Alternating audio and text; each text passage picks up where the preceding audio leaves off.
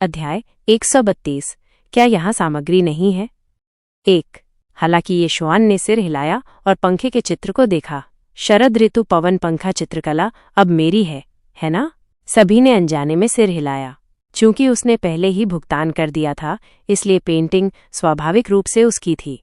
ये श्वान को पुष्टि मिलने के बाद उसने सिर हिलाया और जारी रखा, उस स्थिति में मुझे अपने दोस्तों के क्षितिज को व्यापक बनाने के लिए आपकी खजाने की भूमि उधार लेनी होगी। वो लियू यानरान और दूसरों के बारे में बात कर रहा था। वे अभी भी सामने इंतजार कर रहे थे। इससे पहले कि ये श्वान अपनी बात खत्म कर पाता, लिन झिझी उन्हें लेने के लिए पहले ही सामने के हॉल में चली गई थी। लियू यानरान और अन्य जल्दी से अंदर चले गए।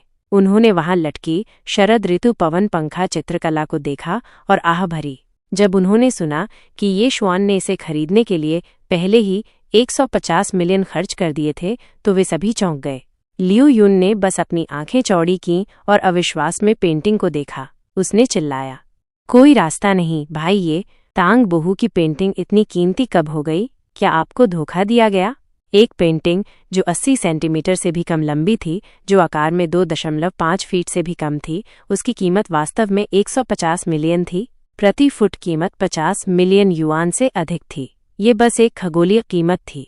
हालांकि ये श्वान ने सिर हिलाया और गंभीरता से कहा, तुम नहीं समझते। ये समझ में आता है कि शरद ऋतु पवन पंखा चित्रकला इतनी महंगी क्यों है। जब सभी ने ये श्वान के शब्द सुने तो वे सीधे बैठ गए और ये श्वान का तर्क सुनना चाहा। तांग बोहू की सुलेख की शैली को देखो। यह उनके करियर के मध्य चरण की लेखन शैली है, जो तब थी जब वे पीच ब्लॉसम रिज में रहते थे। उस समय उनके पास कई अच्छे काम थे। इसे उनके चित्रकार के रूप में जीवन का चरम कहा जा सकता है। क्या आपको लगता है कि अपने चरम पर एक अच्छा काम उच्च कीमत पर स्वीकार करने लायक है? लिन डोंगपेंग की आंखें चमक उठीं और उसने कहा, छोटे दोस्त, ये क्या तुम सुलेख भी पढ़ते हो? ये श्वान थोड़ा मुस्कुराया और समझाया, मैं ये कहने की हिम्मत नहीं करता कि मैंने इसका अध्ययन किया है। मैं केवल इतना कह सकता हूँ कि मुझे थोड़ा पता है। जब तांग बोहू अपने करियर के मध्य चरण में थे, तो उन्होंने अपनी सुलेख को ली बेहाई की तकनीक के साथ मिला दिया। इस प्रकार उनकी लिखावट तिरछी और नई है। ये वास्तव में बहुत अनोखी है।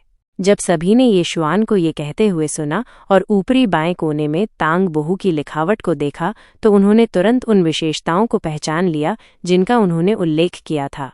यहाँ तक कि झेंग जियांगहाओ, जो कुछ नहीं जानता था, कि चेहरे पर ज्ञान का भाव था। उसने कहा, युवा स्वामी से यही उम्मीद थी। ये इतना आसान है कि मैं भी बता सकता हूँ।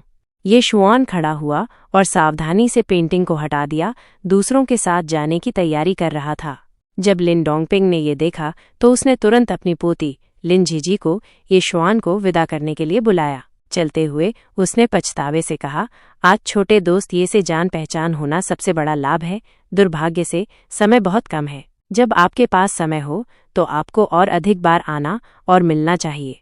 ये श्वान ने शांत भाव से केवल सिर हिलाया। झाओ युआन लगातार झटकों से पहले ही सुन्न हो गया था, लेकिन उसने ये शंपन का और भी अधिक सम्मान किया। छोटे दोस्त, क्या तुम वापस जा रहे हो? ये श्वान ने इसके बारे में सोचा और सिर हिलाया। अभी जल्दी है, मैं अभी भी पत्थर जुआ क्षेत्र में जाना चाहता हूँ। झाओ युआन स्पष्ट रूप से चकित था। ऐसे विश्वविद्यालय के छात्र हैं जो पत्थर जुआ के बारे में पूछते हैं। इसके अलावा, जैसा कि कहा जाता है, 10 जुआरियों में से 9 हार जाते हैं। मैंने वास्तव में इस पहलू से कभी संपर्क नहीं किया। हालांकि झाओ युआन ने ये कहा, लेकिन वो मन में सोच रहा था, क्या ऐसा हो सकता है कि ये श्वान इतना प्रतिभाशाली था और पत्थर से जुआ खेलना भी जानता था? ये श्वान मुस्कुराया। ये दर्शाता है कि वो बस अपनी किस्मत आजमा रहा था।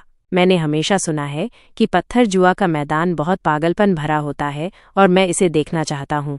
झाओ युआन ने इसके बारे में सोचा और अभी भी चिंतित था कि ये श्वान को धोखा दिया जाएगा, इसलिए उसने कहा, तो मैं तुम्हारे साथ घूमने चलूंगा।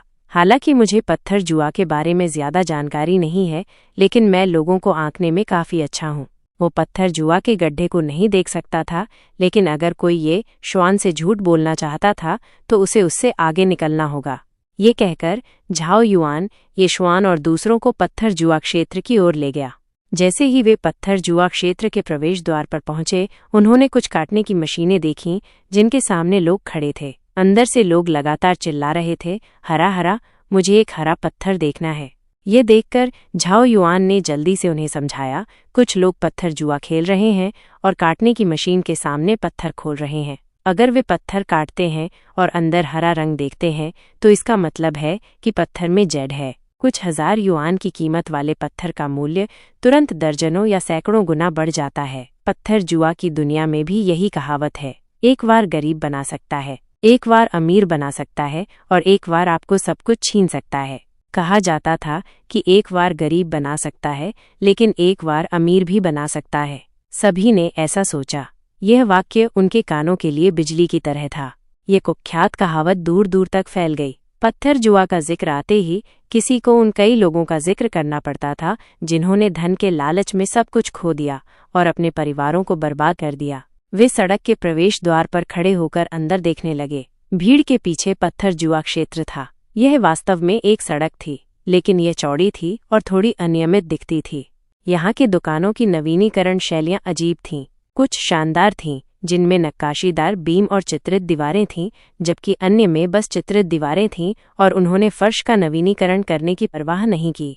हालांकि प्रत्येक दुकान के बाहर कुछ बड़ी लोहे की मेज़ें थीं जिन पर सभी प्रकार के पत्थर रखे हुए थे। वे अलग अलग आकार और आकृतियों के थे। लियू यानरान पहले कभी ऐसी जगह पर नहीं गई थी। उसने कुछ दुकानों के सामने विशेष मूल्य के साइन बोर्ड देखे और हंसी। क्या पत्थर जुआ में भी बड़े पुरस्कार मिलते हैं? झाओ युआन ने लियू यानरान की निगाहों का पीछा किया और एक पत्थर जुआ स्टॉल देखा जिस पर लिखा था, पत्थरों की इस मेज की विशेष कीमत 10,000 युआन प्रति पीस है। उन्होंने सच में एक विशेष कीमत तय की। दोनों हंसे। ये शुआन ने देखा कि वे खुशी से मुस्कुरा रहे थे और एक नज़र डालने के लिए अपना सिर बाहर निकाला। छूट के साइन को देखने के बजाय वो दूसरी दुकान के एक पत्थर से आकर्षित हुआ। कहानी जारी रहेगी।